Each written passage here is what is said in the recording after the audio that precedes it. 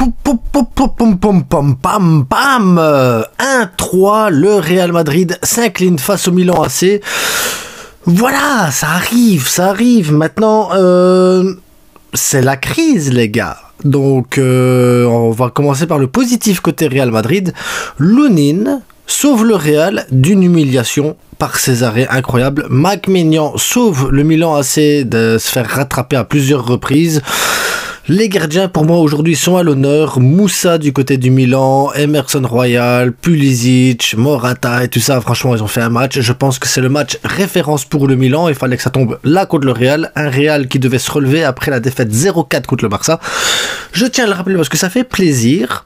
Une désillusion au Ballon d'Or et tout ça. On s'attendait à une réaction du Real Madrid. Je m'attendais à une réaction du Real Madrid. Je m'attendais à quelque chose de nouveau, un nouveau truc, un nouveau système de jeu. Je m'attendais à ce qu'Ancelotti prenne un peu plus de risques et fasse jouer d'autres joueurs, mais Ancelotti est bloqué sur ses idées.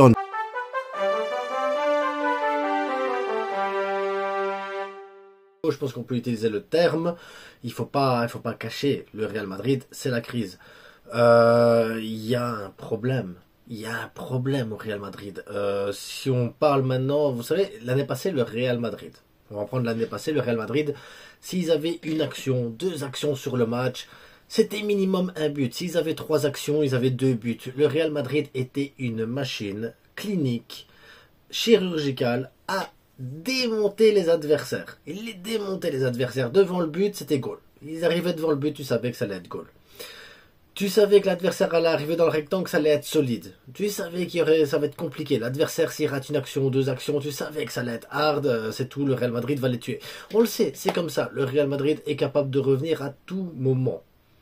Mais pas ce Real Madrid qu'on vient de voir là. Ce Real Madrid qu'on vient de voir là, les gars, défensivement, Lunin te fait des arrêts de malade. Défensivement, pour qu'il fasse des arrêts, c'est parce que les attaquants, ils ont l'espace. Les attaquants, ils ont le temps de placer. Les attaquants, ils ont le temps de tirer. Ils ont le temps de se trouver.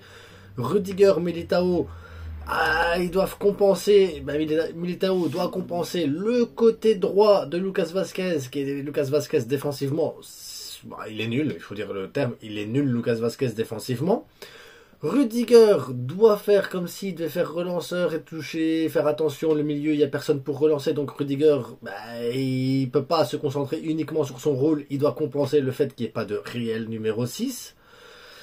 Et à gauche, Mendy, il doit apporter un peu offensivement sans trop apporter non plus, donc Mendy fait des bons matchs défensifs, mais à côté de ça, il y a un déséquilibre en attaque, ça veut dire que le côté gauche, où tu as trop de joueurs ou tu n'as personne. T'as pas de créativité au milieu de terrain à part Modric, mais Modric il a 39-40 ans, le gars tu peux pas aller demander à cet âge-là de jouer un match de Ligue des Champions à haute intensité. C'est à un moment donné, le gars il faut se calmer, donc tu te dis ok, t'as Modric, t'as l'autre qui compense Lucas Vazquez, pourquoi Rudiger doit compenser le fait qu'il n'y ait pas de 6, parce que Tchouaméni, je pense que c'est l'arbitre du match au final, il est comme l'arbitre, il est là, il est sur le terrain. Il regarde, il observe, il voit le jeu, il est bien en fait. Après, voilà, comme l'arbitre, il n'apporte rien dans le jeu. Comme l'arbitre, à part qu'il n'a pas de sifflet, pas de carton, pas de truc, donc il n'a aucune influence. Tchouaméni n'a aucune influence sur rien. Tchouaméni est un réel handicap et tu vois la différence. Kamavinga, il rentre. Il fait son taf. Kamavinga fait le taf. Maintenant, Kamavinga, c'est pas le gars qui va te changer d'aile, c'est pas le gars. Alors que, bon, tu joues au Real Madrid, tu dois savoir faire un changement d'aile, tu dois savoir ouvrir le jeu, je pense, un minimum. Mais, il y a personne, en fait. Il y a personne qui le fait. Après, tu veux changer d'aile sur qui? À droite, c'est Lucas Vazquez. Offensivement, ça va. À gauche,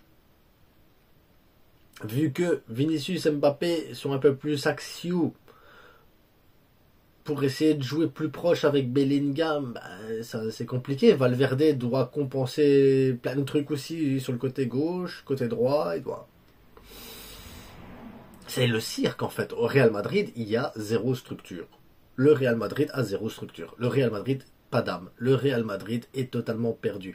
Tu comptes sur des individualités pour pouvoir réussir à gagner un match, mais si tes individualités elles sont prises par 2 joueurs, 3 joueurs, que ça joue bien en face et que c'est compliqué, surtout que certains joueurs sont pas au niveau, Tu le dis depuis le début de la saison que le Real Madrid ça va pas. Tu fais les remarques en disant mais le Real Madrid ça va pas. Et moi je fais les remarques, mais tout le monde fait les mêmes remarques.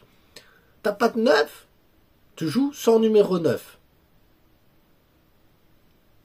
T'en as un sur le banc au Real Madrid, hein. Hendrik, hein. Hendrik est un numéro 9, hein.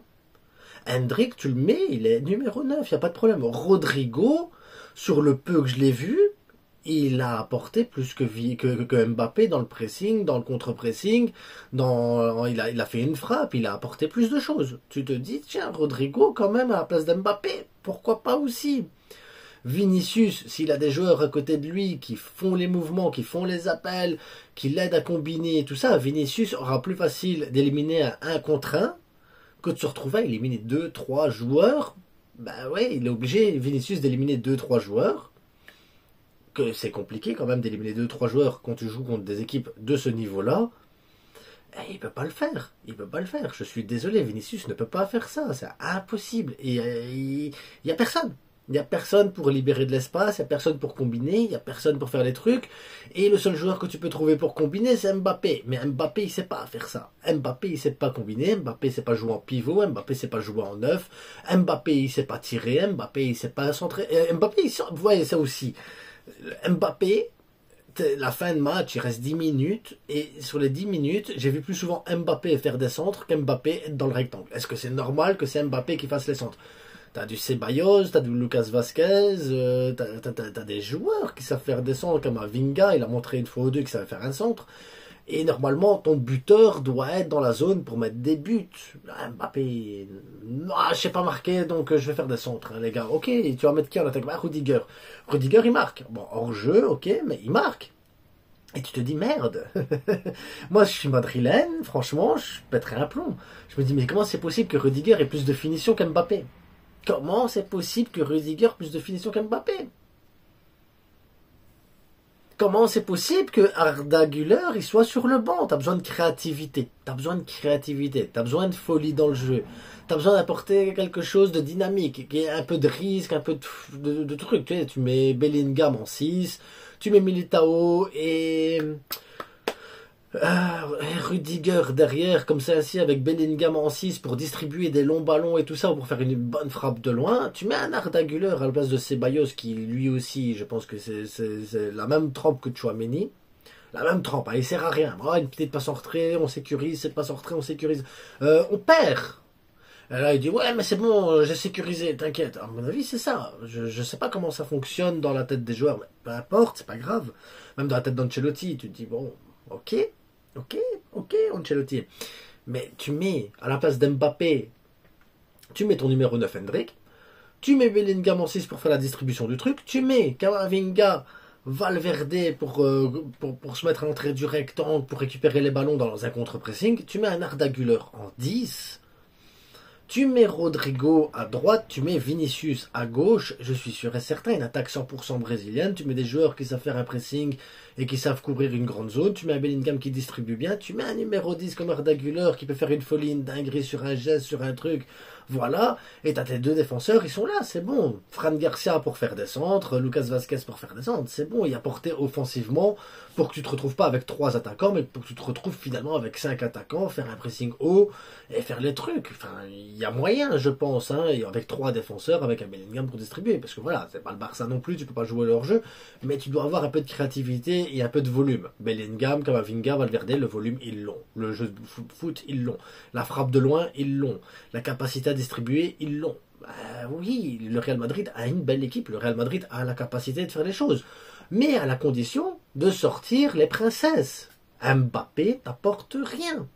Tchouaméni t'apporte rien. Ceballos comme remplacement, ça n'apporte rien du tout. Ne pas prendre de risques, ça te coûte le match. Il n'y a aucune idée, il n'y a aucune philosophie derrière. Tu peux pas travailler avec des joueurs. Tu vois, Vinicius, je suis sûr, tu lui dis, écoute, regarde, du milieu de terrain jusqu'à la ligne de gauche, tout ça c'est ta zone. Fais ce que tu veux. Fais ce que tu veux, c'est ta zone. Tu vas voir Hendrik, tu lui dis, regarde Hendrik, là, le rectangle, c'est ta zone. Tu es dedans. T'as la balle, tu frappes. T'as la balle, tu frappes. T'as pas la balle, tu vas chercher la balle. Et tu frappes. Et le gars, il va le faire. Il va pas réfléchir, il va le faire. Et il marquera. J'en suis convaincu qu'il marquera plus de buts qu'Mbappé. Rodrigo, tu lui dis, toi, tu restes à droite et tu vas apporter. Oui, c'est pas ton meilleur poste, mais au moins tu vas apporter quelque chose, c'est sûr et certain. Même Brahim Diaz, hein, au final, hein, il apporterait plus. Et voilà. Et après, tu vas être aidé. Il y a Lucas Vasquez, il va venir, il va t'aider vraiment à déborder, à créer des différences et des trucs. Il va le faire. Fran Garcia, c'est la même chose. Il peut te faire des courses sur le côté gauche où il va te débloquer, attirer des défenseurs pour justement libérer de l'espace pour que Vinicius il rentre dans l'axe ou un truc ainsi.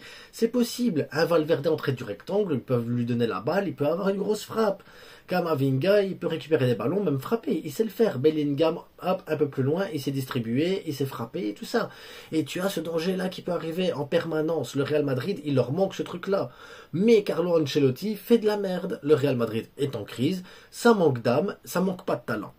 C'est ça en fait. Il faut que les supporters madrilènes se mettent en tête que ça manque pas de talent, le Real Madrid. C'est pas tout d'un coup ils sont nuls.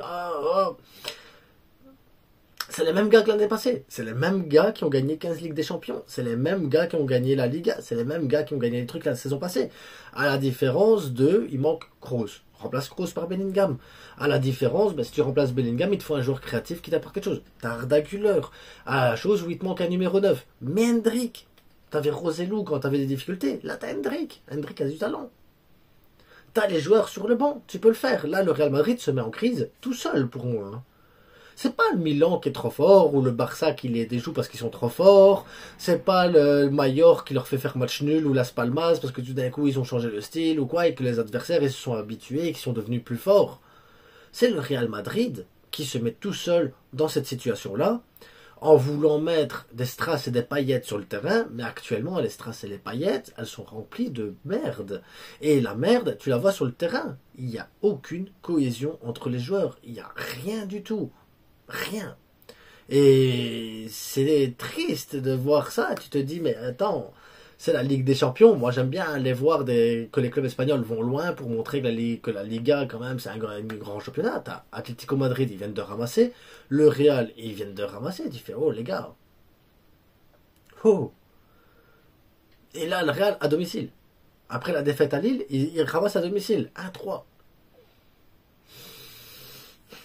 Donc, moi j'ai envie de vous dire, le Real Madrid est en crise. Je vais pas aller plus loin dans le débrief, je vais pas aller plus loin dans l'analyse. Il n'y a pas, voilà, moi je vous fais une analyse du truc. Hein. Parce que voilà, moi je suis content. Après le Real Madrid il perd, le Real Madrid en championnat il perd, c'est la crise. Le Barça il prend des points d'avance. En Ligue des Champions, le Barça s'il gagne demain, ils sont dans les 8 premiers. C'est bon. Moi ça va. Moi je vis ma plus belle vie avec le Barça actuellement depuis longtemps. Mais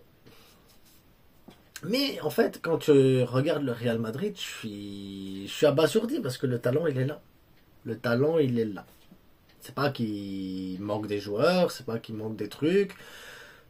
Il manque de courage, en fait. Ça manque de courage, ça manque d'initiative, ça manque de coronesse que tu poses sur la table et qu'à un moment donné, si tu es le capitaine du bateau Real Madrid, tu dois prendre des décisions en tant que capitaine. Ça veut dire, s'il y a des éléments qui ne font pas avancer ton bateau, des éléments qui ralentissent l'avancée de ton bateau, tu dois pouvoir t'en séparer réellement.